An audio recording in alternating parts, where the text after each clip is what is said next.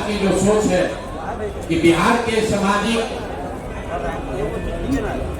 मानचित्र पर जो भागलपुर के दंगों का कलंक लगा हुआ है, उसको धोने का जिम्मा जन स्वराज के साथी अब अभय जी के हाथ में है, जिन्होंने कि उस दंगे से पीड़ित सभी मुस्लिम साथियों की मदद की है। और ये भागलपुर से जीवन में इस उम्र में पहली बार अब भागलपुर से जन स्वराज की ओर से चुनाव लड़ेंगे, इसलिए मैं इनका दिल से अभिनंदन कर रहा हूँ, स्वागत कर रहा हूँ। दूसरी हमारे बगल में बैठे हुए हैं शिक्षक और समाज के लिए लड़ाई लड़ने वाले कई बार के विधायक, और हमको लगता है कि चंपारण में इनसे ज्यादा सम्मानित शायद ही कोई नेता किसी भी वर्ग का, ये खुद सहनी समाज से हैं, लेकिन मैं दावे के साथ कह सकता हूं इनसे ज्यादा सम्मानित बहुत कम ही लोग वहां सामाजिक राजनीतिक जीवन में रह गए। मैं ये भी स्वीकार कर रहा हूं कि मेरे 3 साल के प्रयास के बाद भी सहनी साहब को हम कन्विंस नहीं कर पाए थे कि आप आइए जन स्वराज का हिस्सा बनिए। आज ये आए हैं, इसलिए मैं इनका तहे दिल से शुक्रिया अदा कर रहा हूं, धन्यवाद कर रहा हूं। और आपसे आग्रह करूंगा कि 2 शब्द जन स्वराज के लिए, बिहार के लिए और अपने अभी तक के अनुभव के बारे में कुछ आप रखना चाहें तो बहुत बहुत धन्यवाद। आपके पेशेंस के लिए भी धन्यवाद। आप लोग नाम सुनने के लिए घबराए हुए हैं, तो 5 मिनट रामचंद्र सहनी जी के सम्मान में इनकी बात सुनिए, उसके बाद हम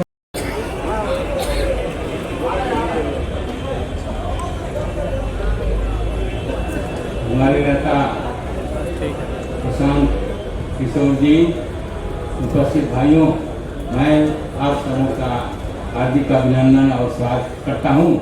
बंधुओं, मैं छात्र जीवन से सामाजिक काम करता आ रहा हूँ।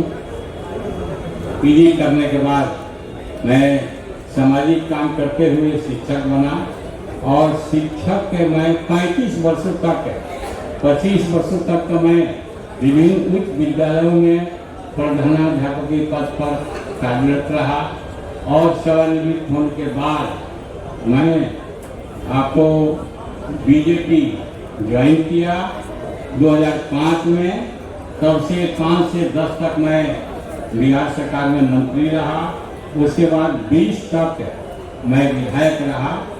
लेकिन 20 के बाद पार्टी का रुख बदला, उम्र के आधार पर उन्होंने मुझे सिंबल नहीं दिया, तब से मैं लगातार अभी तक पार्टी का काम करता रहा। लेकिन अभी इनका जो विचार है, हमारे प्रशांत बाबू का, इनका भाषण में सुनता हूँ बराबर, कभी कभी टीवी पर आता है, कभी मोबाइल पर आता है। भ्रष्टाचार के खिलाफ जो अभियान इन्होंने छेड़ा है उससे मैं निश्चित रूप से प्रभावित हूँ और मुझे पसंद है, ये जन स्वराज है, पसंद है जो भ्रष्टाचार के खिलाफ लड़ाई लड़ रहे हैं। निश्चित रूप से जन स्वराज आगे बढ़ेगा और बिहार में ये अपना स्थान ग्रहण करेगा, आगे बढ़ेगा और इसकी सरकार भी बनेगी, मेरा पूर्ण विश्वास है। बंधुओं, वहाँ पर सिरोही में जन स्वराज कमजोर है। 5-6 महीना से आपके लोग बराबर मेरे संपर्क में थे, आते थे, मिलते जुलते थे, तो मैं कहता था कि समय देखिए, समय के साथ जो काम होगा मैं देखूंगा।